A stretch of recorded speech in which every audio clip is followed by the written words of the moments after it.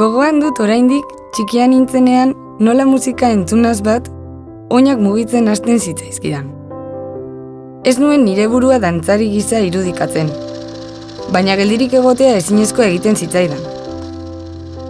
18 urte nituenean ere, antzeko zerbait gertatu zitzaidan.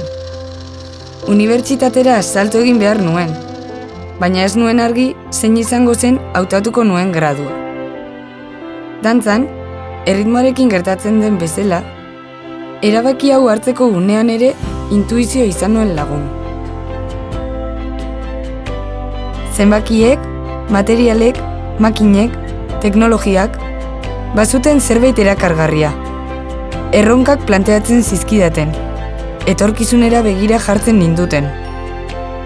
Dantzariak lehenengo plaza zapaltzen duen beldurra soinean, baina ilusioz gainezka heldu nintzen arrasatera, Mondragon Goi Eskola Politeknikora.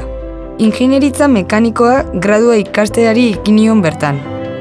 Mondragon Unibertsitatean baina, ikasteko beste modu bat aurkeztu zidaten.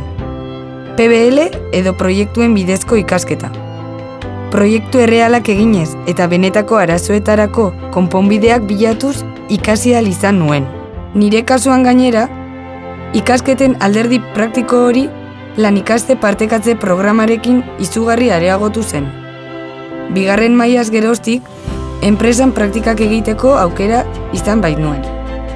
Ez ditut erraz ahaztuko 4 urtetan bizitakoak.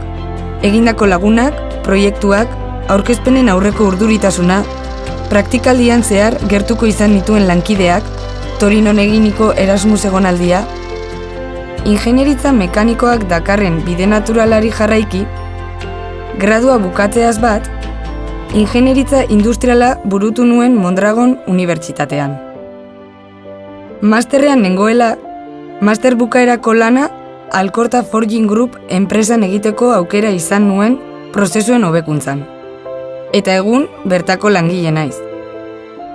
Forjako prozesuan ditugun helburuak lortzea da nire erronka nagusi. Ilusiorik gabe eta lana egin ezean, nekez helduko nintzen gaur nagoen tokira. Eta bide horretan bizitako esperientziak balio erantzi bat suposatu dezakeelakoan nago. Konstantzia baita gakoa. Lanari esker heldu nintzen Euskal Herriko txapeldun izatera soinu zaharretan. Dantzarekin gertatu ohi den gisa, erritmoa aurrez ezartzen diguten arren, norberak erabakitzen duelako zein den pausu egokia. Eta pausu horiek nora garamatzaten. Nik ari horri tiraka jarraitu nahi dut nire bidea gauzatzen.